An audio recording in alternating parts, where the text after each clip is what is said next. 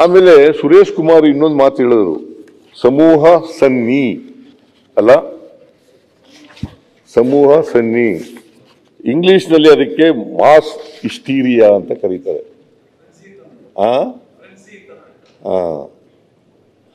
ನಾನು ತಿಳ್ಕೊಂಡಿರೋದು mass hysteria ಅಂತ. ಎರಡು ಒಂದೇ ಅಲ್ವಾ?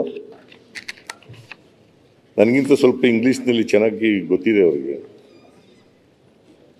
Mass hysteria. ಯಾಕೆ ಮಾಸ್ ಹಿಸ್ಟೀರಿಯಾ ಆಗ್ತದೆ? ಇದು ತಪ್ಪಿಸ್ಲಿಕ್ಕೆ ಸಾಧ್ಯನಾ?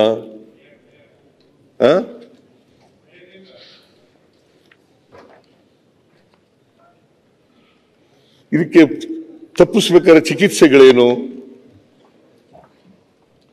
ಈಗ ನೋಡಿ, RCB ತಂಡ ಇದೆಯಲ್ಲ, 18 ವರ್ಷಗಳ ನಂತರ ಗೆದ್ದಿರೋದು. IPL ಪ್ರಾರಂಭ ಆಗಿ 18 ವರ್ಷ ಆಯ್ತು.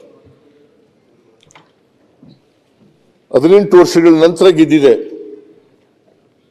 ಅದರಲ್ಲಿ ಬೆಂಗಳೂರಿನವರು ಒಬ್ಬರೋ ಇಬ್ಬರೋ ಇರಬೇಕು ಅಷ್ಟೇ.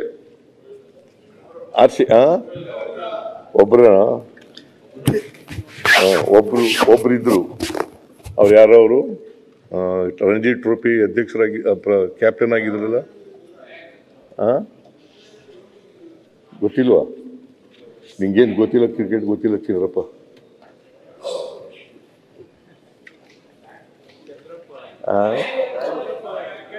Ranji trophy captain.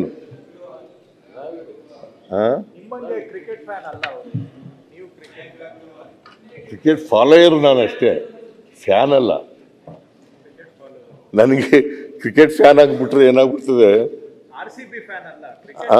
Cricket fan ಅಷ್ಟೇ. ನೋ ಕ್ರಿಕೆಟ್ ಫ್ಯಾನು ಅಲ್ಲ, ಕ್ರಿಕೆಟ್ ಫಾಲೋಯರ್. ನ್ಯೂಸ್ ಫಸ್ಟ್, ನಿರ್ಭೀತಿಯಿಂದ ನಿಮ್ಮ ಪರವಾಗಿ.